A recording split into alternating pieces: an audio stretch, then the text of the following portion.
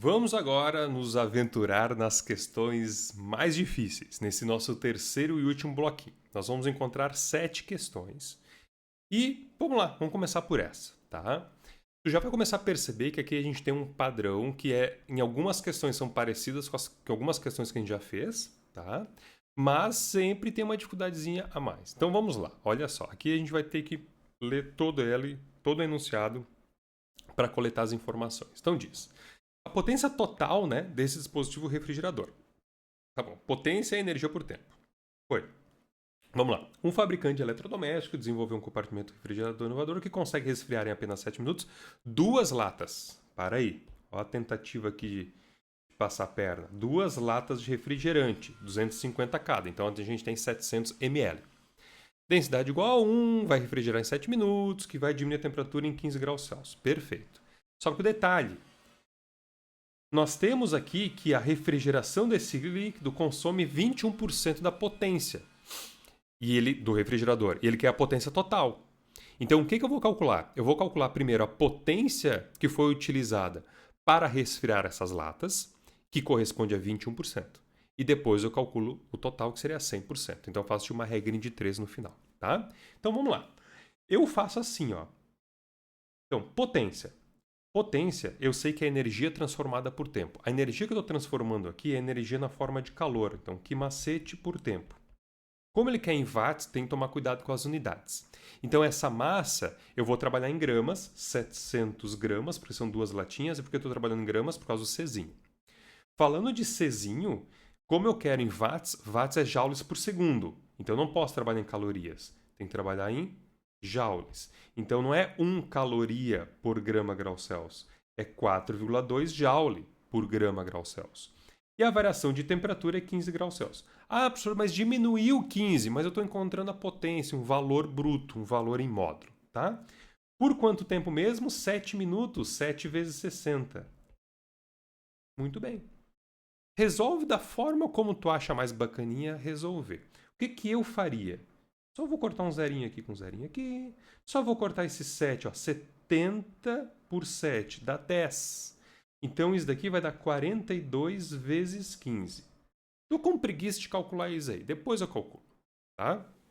Ou será que eu não tô com preguiça? Dá 420 mais 210, né? Dá 630?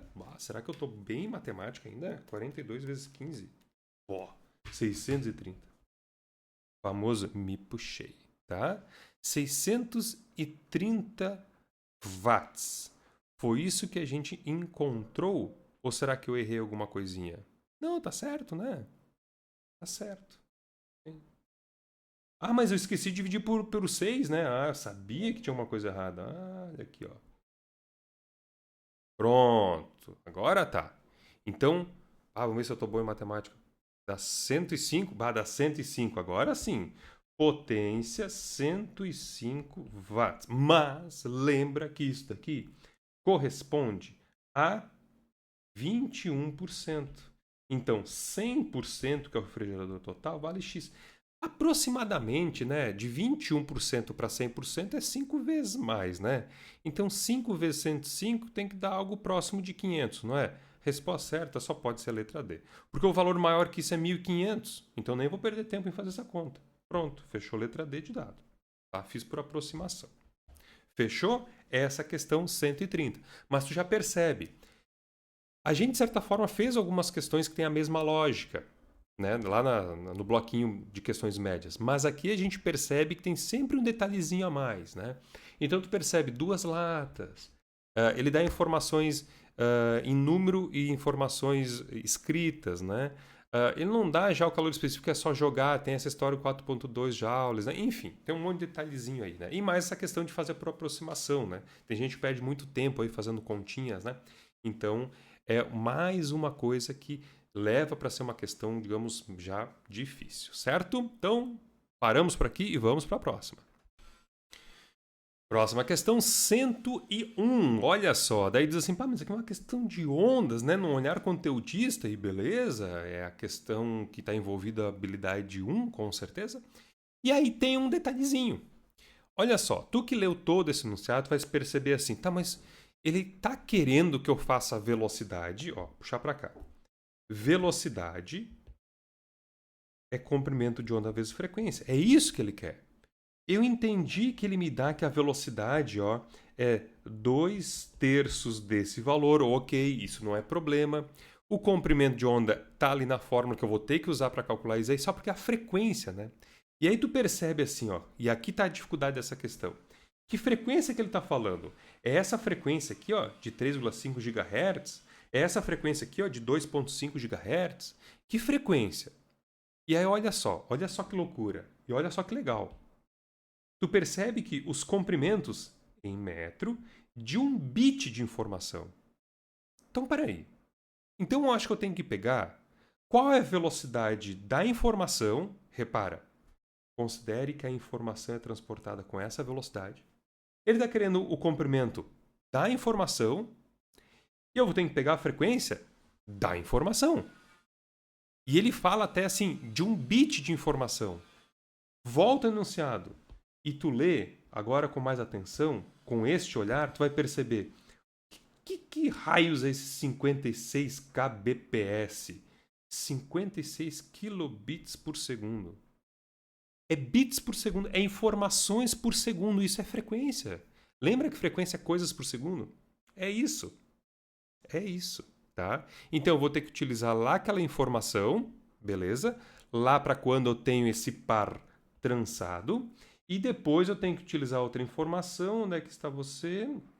Aqui, quando é 5G, 10 Gbps. Está aqui as frequências, ou estão aqui as frequências. Então, primeiro, vamos lá, no par trançado, vamos calcular isso? Então, no par trançado, eu tinha colocado em verdinho, vou resolver em verdinho. Então, qual é a velocidade? Deixa eu ampliar. 2/3 de 3 vezes 10 na 8 metros por segundo. De onde é que eu estou tirando isso? Dali, tá? Qual é o comprimento de onda? Eu quero. Qual é a frequência? Lá do par trançado, 56 kbps. 56 kg. 56 kg. 56 vezes 10 na 3. Lembra que quilo é 10 na 3? Pronto. Resolve esse negócio aí, Esse 3 simplificou esse 3. Aí aqui vai ficar 2 vezes 10 na 8. É que eu faria assim? Melhor, acho que eu vou fazer assim. Tu vai entender por que eu vou fazer assim. Isso aqui é 200 vezes 10 na 6, né? Dividido por 56 vezes 10 na 3. Comprimento de onda. Tô certo? Tô certo. Pensa comigo, aproximadamente, tá? A gente sabe que resolvendo isso aqui vai dar alguma coisa 10 na 3. 200 por 56 dá o quê? Um pouquinho menos que 4? Então, alguma coisa menos que 4 vezes 10 na 3. Opa! Já eliminei 3 alternativas. Tá? Nem vou fazer aquela conta aí. Eu sei que é 3,6 vezes 10 na 3. Vou fazer a mesma coisa agora lá para a rede 5G. Na rede 5G eu vou usar a mesma fórmula. A velocidade é 2/3 de 3 vezes 10 na 8. Comprimento de onda eu quero saber. E a frequência era quanto mesmo? 10 GB. O que é 10 GB? É 10 GB. 10 é 10 vezes 10 na giga. Giga é 10 na 9. Pronto. Fechou. Cortou. Cortou. Temos aqui 2 vezes 10 na 8. Dividido por... Posso escrever assim? 1 vezes 10 na 10? Posso. Isso aqui dá quanto? 2 vezes 10 na menos 2? Fechou? Vamos ver se fechou. Fechou. Tá aí. Resolvida mais uma questão. Mas tu percebe que deu um trabalhinho um pouco maior, né? Mas tá resolvido. Tá? Essas aqui são questões que a gente domina, consegue fazer ainda relativamente de boas. Fechou? Vamos para a próxima. Próxima questão, questão de número 100. E talvez tu vai concordar comigo, se não concordar, tá tudo bem, tá? Essa questão, ela tá dentro do bloquinho das questões mais difíceis, como é o nosso terceiro bloquinho de resolução, obviamente. Mas, sinceramente, eu não acho que ela seja tão difícil assim, porque, veja só, é aquela coisa que eu volta e meia falo. Quando a gente trabalha com aplicações das leis de Newton, a primeira etapa que a gente tem que fazer é identificar as forças. Então, assim, ele está perguntando o diagrama que representa os sentidos das forças de atrito exercidas pela superfície da rampa nas posições A, B e C. Certo? Então, vem comigo, olha só. Veja se tu concorda. a força de atrito. Esse carinha aqui, ele está fazendo uma força. Tu concorda que a força de atrito ela é sempre contrária ao deslizamento. Então a tendência desse pé é escorregar para cá. Então a força é para cá. Então deixa eu botar aqui. A força em C é para cá. Muito bem. A mesma coisa em A. A tendência do pé do bonequinho A é escorregar para baixo. Então a gente vai ter que fazer uma força de atrito para cá. Já. E nós temos como esse bloco, sim, ele está deslizando, então uma força de atrito cinética. Essa força de atrito ela é sempre contrária ao deslizamento. Então essa força é para cá. Aqui está a força em B. Vê se fecha. Vê se fecha, vê se fecha. Fechou letra. Qual? Fechou letra C. Isso aí mesmo. Fechou letra C. Só que tem um detalhe. Por que essa questão está entre as mais difíceis? Porque é difícil para a maior parte das pessoas entender essa relação de força de atrito. Tá? Tu entende, tu tá vendo aqui, tu entende, eu tenho certeza, que essa força de atrito aqui ela é cinética, enquanto aqui é estática. E a força de atrito estática ela é sempre contrária ao deslizamento, porque ou a tendência de deslizamento, melhor dizendo, né? Então, por isso que a gente tem que fazer análise. O pé tende a escorregar para baixo. O pé tende a escorregar para baixo, porque não está escorregando. Enquanto aqui esse bloco está escorregando, certo? Só porque o que acontece? E aí vem a importância de a gente não analisar somente o parâmetro B, mas o parâmetro A dessa questão, que é a discriminação, que é algo bem importante se a gente pensar numa avaliação, ela tem um valor muito baixo. Então, o que significa? Pessoas que acertaram e erraram muitas questões em ciência da natureza, acertaram e erraram essa questão. E pessoas que acertaram e erraram... Perdão. E pessoas que... De novo. Pessoas que acertaram muitas questões, quando chegaram nessa aqui, acertaram e erraram. Tipo, meio-meio, assim, vamos dizer, tá? E pessoas que, ao contrário, que erraram muitas questões, chegaram nessa questão e muitas acertaram. Assim como muitas erraram também. O que eu quero te dizer? Essa questão ela é um pouco incoerente. E eu percebo essa incoerência porque tem muita gente que responderia, e aqui está o erro da questão, tá? Vou te mostrar o erro dessa questão. Por que essa questão ela não é boa? Porque olha só, uma pessoa desavisada que não entende nada de força de atrito vai dizer o seguinte: tá, essa pessoa está fazendo uma força para cá, essa pessoa está fazendo uma força para cá. E tem uma força aqui que esse bloquinho faz que é para baixo. Tu percebe que dá a mesma configuração de forças da resposta certa. Mesmo tu identificando forças que não tem nada a ver com o que o problema pediu. Né? Então, de uma forma muito mais simples, as pessoas conseguiriam acertar. Tá? E aí a gente nota que essa questão ela tem um problema. Tá? Ela tem um problema. Tá? Então, no final das contas, acertando essa questão, provavelmente para ti ela ia pontuar pouco. Esse é o resumo da ópera. Certo? Mesmo não tendo nenhum problema quanto à física. Certo? Fechamos mais uma questão. Vamos para a próxima. Tá. Questão 91. Aqui a gente encontra uma questão que a gente vai ter que pensar mais. Tá? E aí vem aquela história, mas é uma questão teórica, coisa e tal, mas olha a quantidade de informação que ele te dá. Tá? Então, primeiro a gente vai ter que filtrar essas informações. Perceba, ele está perguntando, o ar que sai, e aqui, ó, o ar que sai do turbo está em alta temperatura por quê? Eu diria, porque alguém aqueceu esse ar. Então, tu tem que procurar quem é que aqueceu esse ar que sai do turbo. Beleza? Vamos catar essa informação. Olha só. Então, vamos lá. O turbocompressor é formado por duas câmaras distintas chamadas caixa fria e caixa quente. No interior de cada uma dessas caixas existe um rotor e ambos são interligados no mesmo eixo. Até agora não falou nada de quem esquentou esse ar aí. Vamos lá. Com a caixa quente instalada no coletor de escapamento, a passagem dos gases faz o motor girar. Foi a primeira vez que ele falou isso. Consequentemente, gira também o rotor da caixa fria, produzindo compressão. Tá, beleza. Em alguns modelos é instalado entre a turbina e a câmara de explosão um dispositivo denominado intercooler, que é reconhecido como um dos componentes principais para melhorar a performance dos motores turbo. O intercooler é uma espécie de radiador, ou mais especificamente um permutador de calor. Ele é posicionado entre o turbo e o coletor de admissão, tendo como uma das principais vantagens a redução da temperatura no ar quente.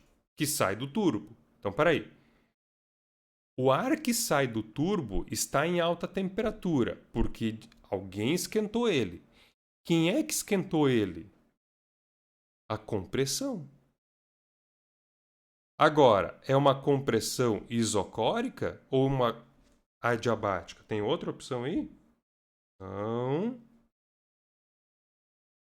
Isocórica quer dizer que não teve variação de volume.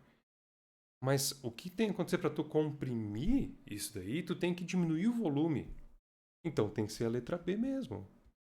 Sofreu uma compressão adiabática. E olha só porque uma compressão adiabática faz o ar estar a alta temperatura.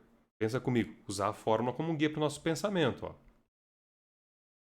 Tu sabes aqui. O que acontece? Se for adiabático, quando faz uma compressão, o volume diminui.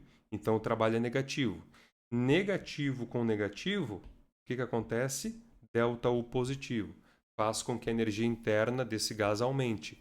Ou seja, a temperatura aumente. Ou seja, isso explica o fato de estar a alta temperatura. Deu. Transformação isotérmica não faz aumentar a temperatura, porque é isotérmica. Até a gente poderia ficar em dúvida, assim, recebeu calor, beleza, mas dos gases aquecidos do sistema de escape, não fala disso. Recebeu diretamente calor do motor a combustão, não fala disso. Ele fala lá da compressão, beleza? Por isso que a resposta certa é a letra B de bola. Mas note, já aqui nós elevamos o nível das questões até então trabalhadas. Essa questão 91, bem-vindo. É uma questão difícil. Está preparado para outra questão difícil? Vamos lá, questão 103. De acordo com tudo isso que ele fala, ele está perguntando quais são as intensidades das correntes elétricas em ampere na entrada e na saída desse inversor. Então, assim, o que eu vou fazer? Eu vou calcular primeiro na saída do inversor. Tá? Por quê? Porque são as informações que eu tenho a mais. Note. Qual é a energia que é armazenada? Na bateria. Porque a gente vai armazenar a bateria, depois a gente utiliza o inversor. Então, na bateria, o que eu tenho? São 15 placas, cada placa tem 150 watts. Então, qual é a potência total? Vamos fazer juntos, tá? Então, tu concorda que vai ser 15 vezes 150. Então, a potência total disso daqui... Deixa eu ampliar para ficar maior, obviamente. A potência total, lá daquelas placas, é de 2,250 watts. Como a gente utiliza durante 8 horas, durante 8 horas, então vezes 8 horas, eu vou encontrar não a potência, eu vou encontrar a energia. Tá, sei que ficou feio. Encontrei a energia. Então, vezes 8, perfeito. Deu 18.000 watt-hora. Isso é o quanto é armazenado na bateria. Agora vamos ao inversor. Quando tu utiliza o inversor, ele diz que 80% dessa energia é utilizado. Então, para aí. Ou é a eficiência 80%. Então, vezes 0,8. Vou botar aqui. Vezes 0,8 para dar 80%. Nós temos 14.400 watt-hora. Só porque toda essa energia é utilizada em 12 horas. Então, tu percebe o que a gente vai fazer? Eu quero encontrar potência. Lembra que potência é energia por tempo. Então, se eu dividir por 12 horas, olha só, brincar com unidade de medida, né? Ó, divide por 12, já vai me dar potência. 1.200. 1.200 watts. Só porque essa é a potência que é utilizada pela empresa. Que é utilizada após o uso do inversor. Por isso a gente já usou esses 80%. Lembra do pio, né? Potência pio. Qual é a tensão que essa empresa opera? 120. Quanto é que essa corrente aqui? 10 amperes. Ponto. Então, já ficamos entre duas alternativas. Agora, perceba. Tu sabe disso. Sabe aquela história de um inversor? Na verdade, eu acho que tu deve ter lembrado de um transformador de tensão. Tipo, professor, de 12 vai para 120. Sim, quando a tensão aumenta, o que acontece com a corrente? Diminui. Então, por exemplo, a corrente aumentou a tensão aumentou 10 vezes. Então, a corrente daqui para cá teve que diminuir 10 vezes. Só porque essa corrente aqui é que a gente encontrou aqui, ó, que é aqui na saída do inversor, que é o que a fábrica utiliza, essa microempresa. Então, a gente tem que pensar o contrário. Daqui para cá, a gente diminui 10 vezes a tensão, então a corrente tem que aumentar 10 vezes. Então a resposta certa é 100? Não. É C, 125. Por quê? Por conta desses 80% aqui. Vou fazer uma regrinha de 3. Se eu tivesse um inversor com 100% de eficiência, um inversor ideal, tu concorda que a corrente que ele me daria, vou fazer a conta aqui, a corrente que ele me daria não é 10 amperes, porque 10 amperes corresponde a 80%. Então, 100% corresponde a X. Esse X vai dar 12,5 amperes. Vamos provar matematicamente? Porque assim, no modelo ideal, a potência que entra no inversor é igual ao que sai no inversor. Então, a gente tem uma relação de corrente de entrada e tensão de entrada, corrente de saída e tensão de saída.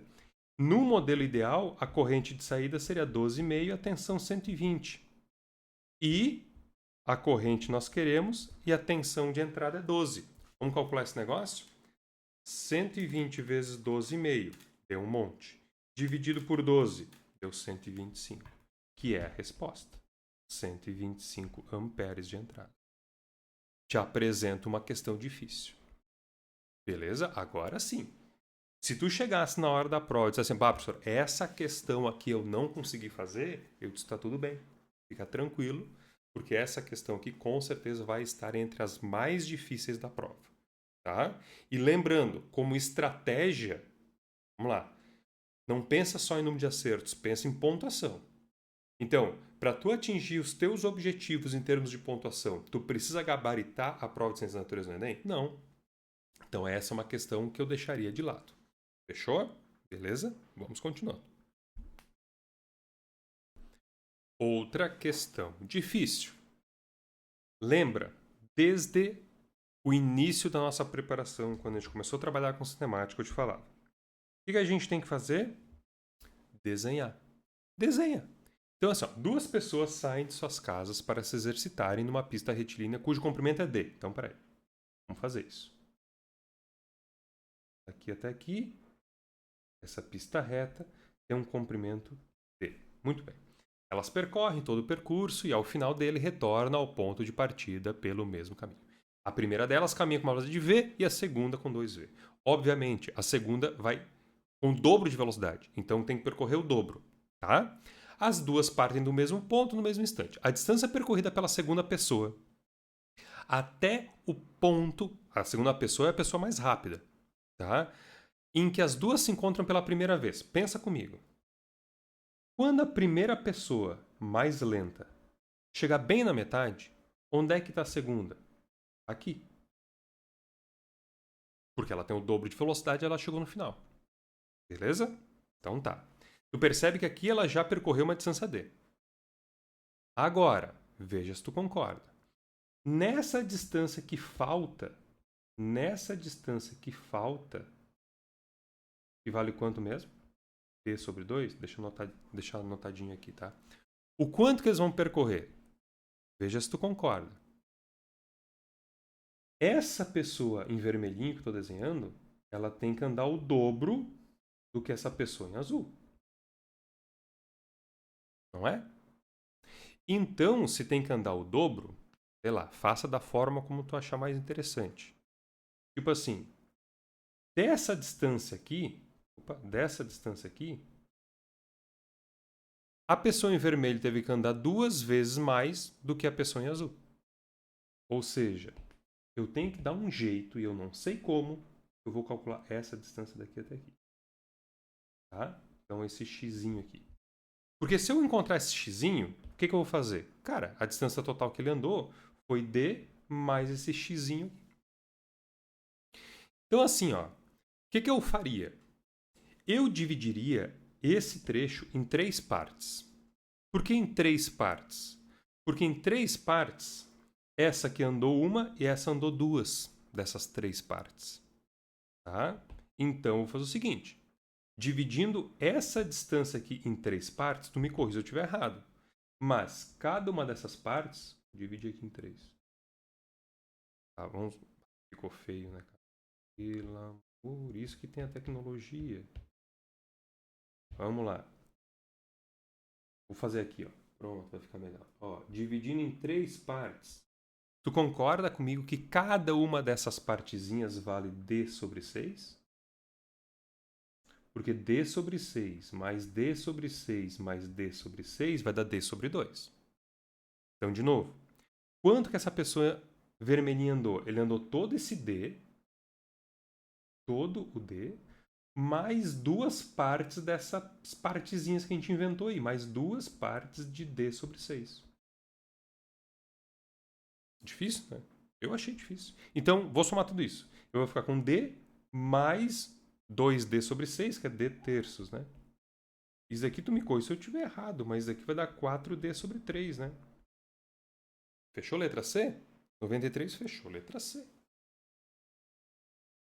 Pronto. Fechamos? Difícil, né? Difícil. Mais uma questão difícil. Beleza, agora sim, agora a gente veio forte nas questões difíceis. E vamos na última. Última questão, 124. Vamos lá. E a última questão considerada dentre as questões, digamos assim, relacionadas à física, que é a mais difícil, é a 124. Que tu diz assim, pá, mas uma questão inocente, né? Olha só, depois de tu ler todo esse enunciado, de entender toda essa relação aqui, tu vem para cá, tá? E aí tu começa a perceber assim, ó, tá, a vantagem técnica que as usinas microgeradoras proporcionam para as concessionárias de rede pública é... Vamos ver. Então, tu entendeu a lógica aqui, nós temos a unidade consumidora. Ok. A maior parte da energia, ela vem da rede pública de distribuição de energia. Só porque a ideia é tu utilizar microgeradores, eólicos ou fotovoltaicos, para abastecer aqui a unidade. E quando tu está consumindo mais do que tu consegue gerar, a rede de distribuição de energia pública entra aqui. Ou o contrário, quando tu produz mais, a rede pública compra. Tá? Então vamos ver.